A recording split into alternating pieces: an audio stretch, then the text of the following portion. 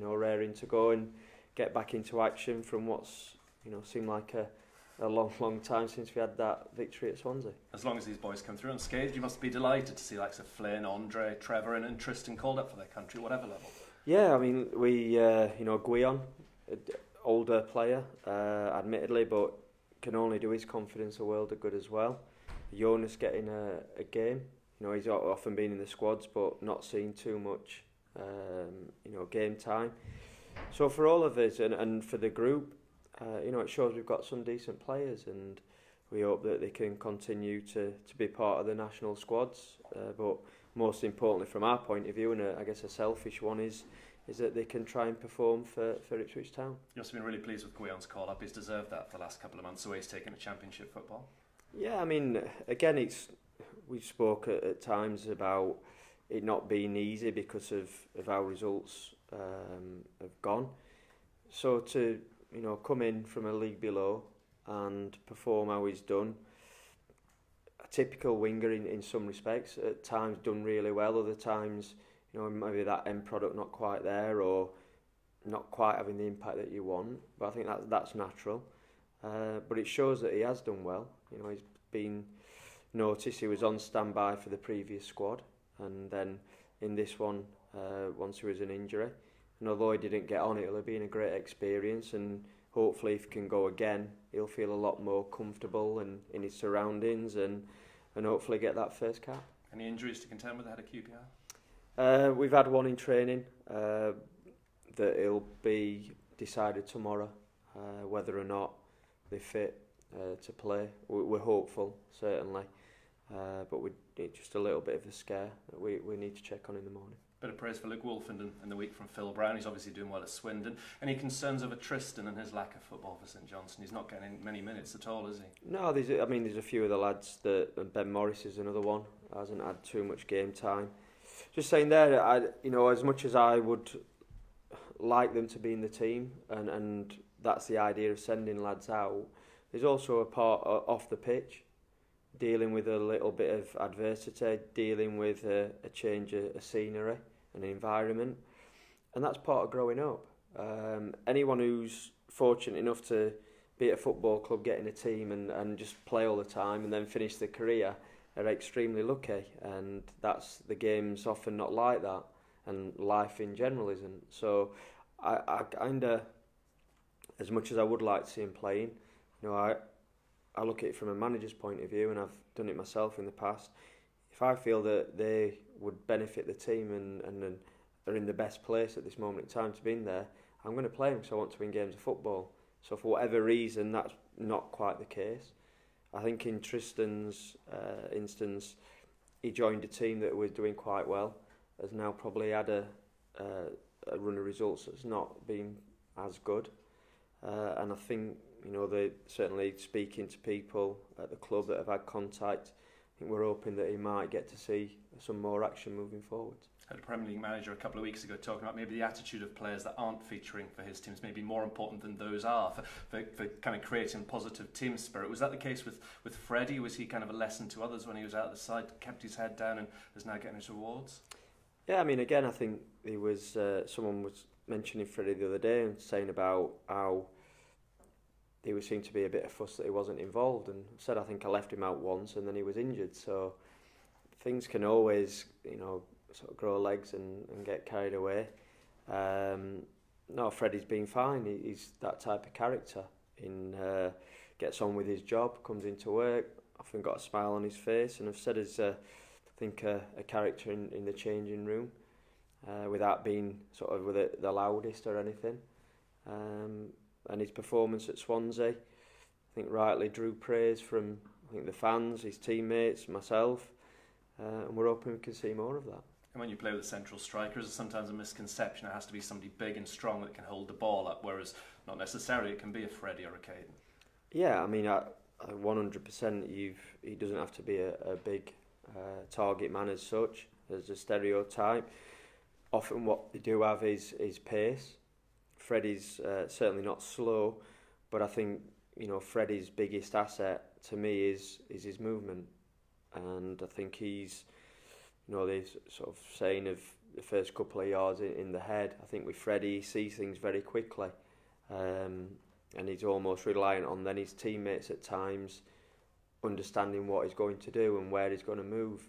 And I think at Swansea that worked well on numerous occasions, to certainly create a couple of chances.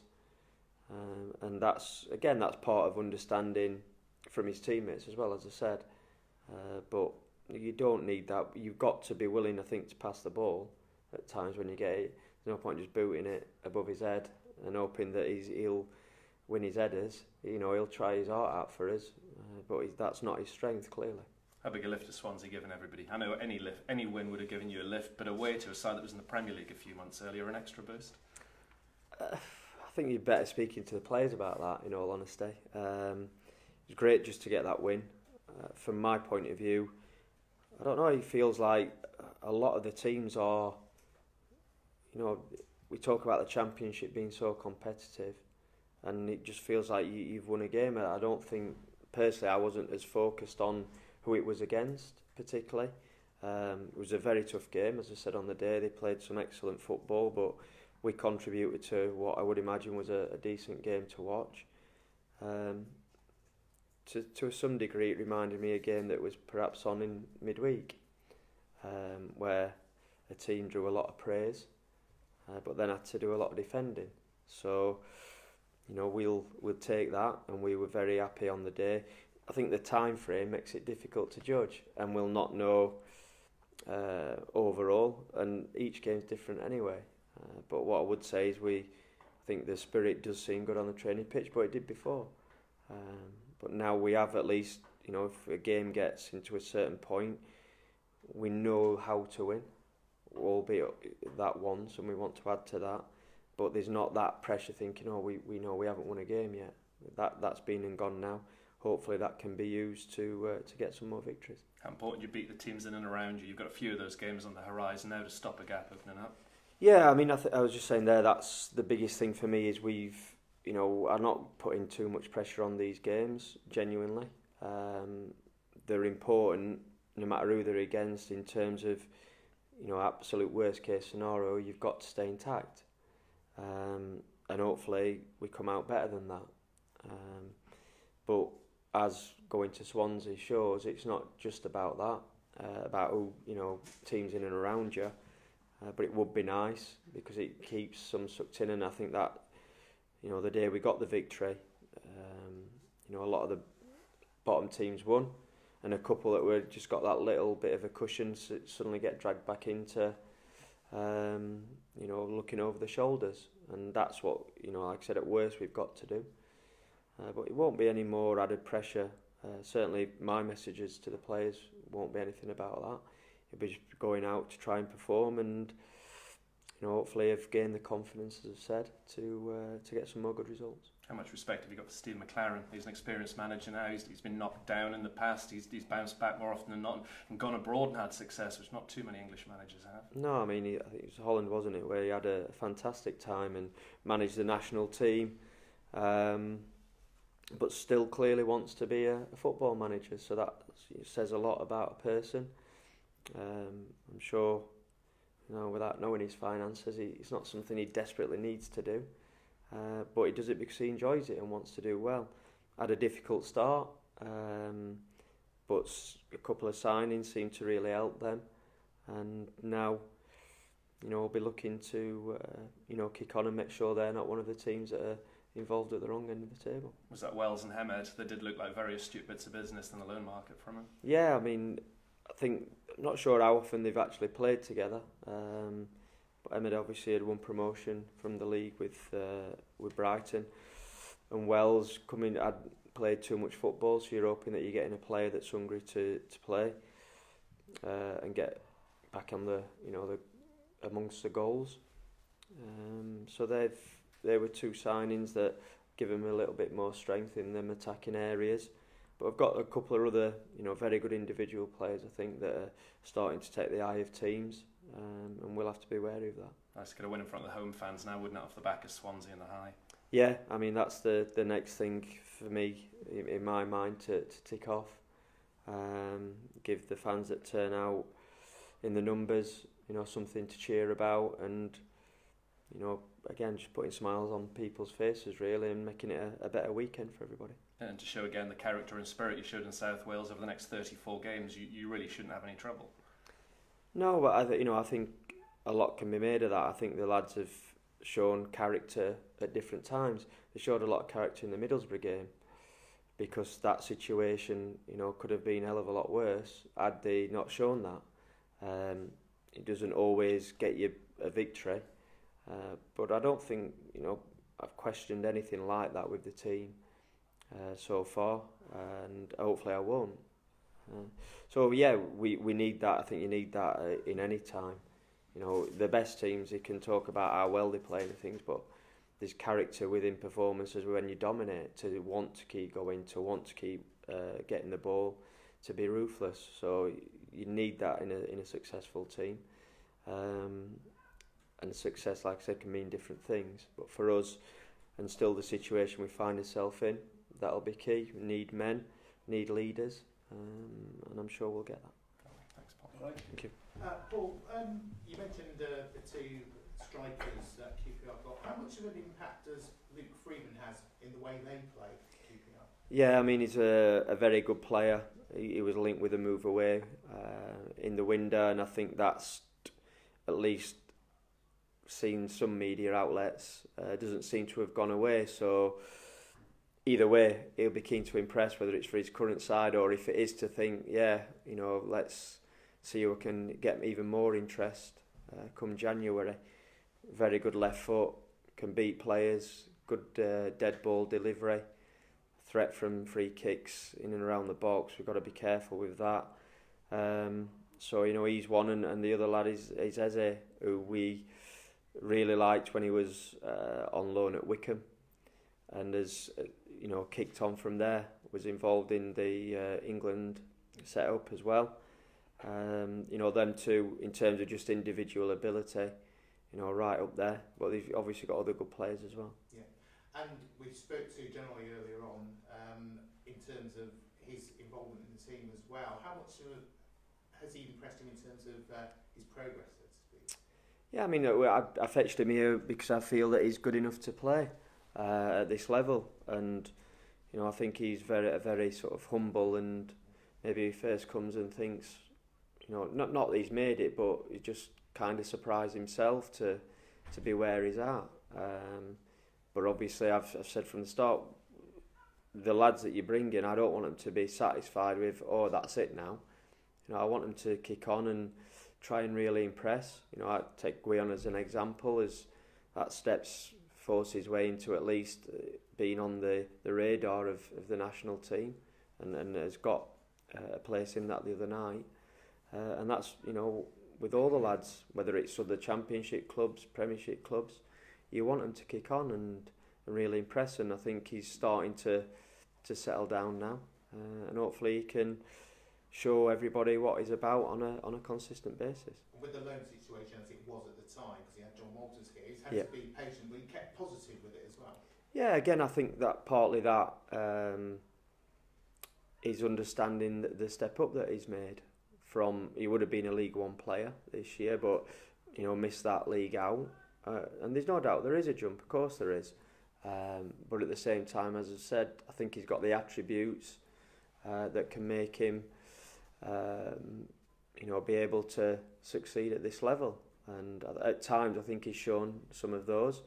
Other things he certainly needs to and wants to get better at, which is important. But yeah, I think he can be a good player for us. Super, thank you. The first game after the international break before was the whole trip, and potentially the worst performance of the ones so far. Yeah. You want to get that momentum going a bit quicker this time round. A lot quicker, yeah. Have you done anything differently over the break this time? Well, we missed like a couple of more players. We haven't trained quite as hard. Now, that might have been in mind of we're a little bit further into the season as well. But it's something certainly we looked at, and you know, without having a definitive answer, you know, we very much want to not have that sort of performance, because if we do, then we're making it extremely difficult to get a positive result. So I'm kind of fully aware of that and half expected that question, but we've certainly got to look to do a lot better. I think but again, without there's no absolute answer to it, and maybe the fact that we conceded so early in the game from a mistake knocked the confidence of the players, and maybe it was that more than anything else in that game. But at the same time, we want to, as I said, make sure that we perform better overall, irrespective of how the game starts, whether we get in front, QPR, it's level, whatever. We've got to be better than we were on that day. Yeah. Where you at with the free agents and the striker look? It's something that you said you might look at. Yeah, I mean, look, I was told we were linked with a couple of players, and suddenly agents are saying, "Oh, you're interested in this player?" I've read that, and I'm not. I've genuinely nothing's came to my attention that I believe will benefit us. So it's as we are. Hope that Freddie can build on his performance. I have to say this week, Caden's looked very sharp in training. They're the two obvious ones. They've got to take the opportunity that's in front of them, and like I say, I'm confident in those two. So I don't really see anything happening, to be honest, despite what maybe one or two agents or reports suggest. Yeah. Well, how's Ellis Harrison? Because I think you were waiting for more of a definitive answer on how long he might be out. Yeah, I think it was 6 weeks. I think from him doing it was the estimated time, and we're on course for that. Is my understanding. He's had his boot off. I think it was yesterday. He's had a walk around the training ground, which I know doesn't sound that inspirational, but it's progress. And speaking to him, said he's a bubbly character. He's desperately wants to get back out there, but you have to forgive me and do your own little look of where we are in terms of time frames from when he first did that injury. Just to get someone in, you said the difficulty is they're not going to be up to speed. You'd be spending a few weeks getting them where you needed them to be, and that's not really a luxury you can probably afford at the moment, is it? No, not really. And not that. I think depending on who it is, maybe it's often a reason why they're still a free agent. Now, whether that's a higher opinion of themselves, whether that's they've let themselves go, whether that's because they want too much money, and someone out there I might be doing a disservice to, but it's unusual to get to this point and still be really struggling to have not found a home. So like I said, I'm happy with what I have got, and the quicker we can get Ellis back to add to that, the better. But at the same time, obviously, we won't rush that and risk a reoccurrence of it. You've treaded very carefully with Andre Dizel because he's been out for such a long period of time. Given that he's played 80 minutes in the Czech Republic on Monday night, is that a big decision for you to make this weekend? As I said, he trained this morning and looked good. Seems in good spirits as well. I'm sure it will have done. I never really get the feeling that Andre struggles with confidence. I think just more frustrated that he hadn't been able to play more minutes sooner. But I'll probably have a conversation with him. But from what I've seen, at least, he looks in a good place. So hopefully that's the case. You talk about playing to Freddie Sears' strength in terms of seeing the balls and the passes, and Andre is certainly someone that can do that. Do you think he could be a good fit in terms of the personnel that you've got in the team in general at the moment? Yeah, I mean, I have to say, not just with Freddie, for anyone. I think he sees that pass. I think what you do get with that sort of combination is two lads that have got bright minds in terms of the football. That's not saying that they thick off the pitch either. I don't comment on that, but no, he does. I mean, I thought there were a couple of instances at Swansea, wasn't there? One where he's put him through, one where he was just offside, Freddie. Then he got it, timed the run correctly. He was through on goal, and that's something that is a major strength, I think, of Andre. like I said, in terms of seeing something different, rather than the past that probably most of the players will see. So I think that is a fit. There's no doubt about that. I think Caden could benefit from that as well, in terms of, you know, how quickly he sees a situation, therefore allows, you know, or stops defenders getting in as good a position to stop an attack. So I think for, you know, numerous players really, that can help and benefit. The balance of the team at Swansea tipped a little bit more towards the players you inherited rather than the ones you signed. Was that a conscious decision, that what you needed for the scenario, or was that? I'm going to say no, because like I said, it was a while ago, but I'm pretty sure that it wasn't thought of like that. I think we felt that we needed that experience, which we spoke about before, in some areas. But other than that, I think we just picked the team realistically that we thought was best to try and get a result. You know, we played midweek as well, which maybe influenced a couple of decisions. But obviously then, having had a good performance, you know, like I said, what was a very tough game, those lads sort of stepped up, and I guess, you know, without me saying it's going to be exactly the same team, we've certainly made a strong case for getting the nod the next time we play, which is Saturday. You don't see the squad, I wouldn't have thought, as these are the players that I inherited, these are the ones that I've signed. It's just your squad, and you're picking your best. Yeah, I honestly look at individuals, and certain individuals, if they've come to the club, I might feel need a little bit more time to bed in than others. And same with ones that have been here a long time, that have perhaps done well. You know, I've said in the past, I don't mean it sort of arrogantly or anything, but that what someone did last year for the previous manager doesn't really help us in this situation. You know, never mind myself, the football club. So it's about the here and now, and who's I feel's doing well, and can they bring a balance to the team?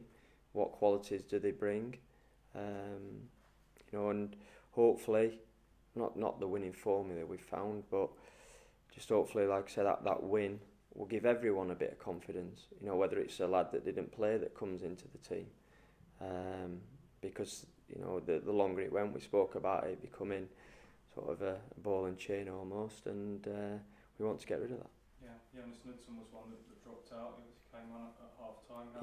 As a senior player, how did he respond to that, and how's he returned from international duty as well? Because I think he bang to the head, didn't he? Yeah, he's fine. He trained today. I think it was his 5th cap he won, so that's, you know, great for Jonas. Like I said, involved in a lot of squads.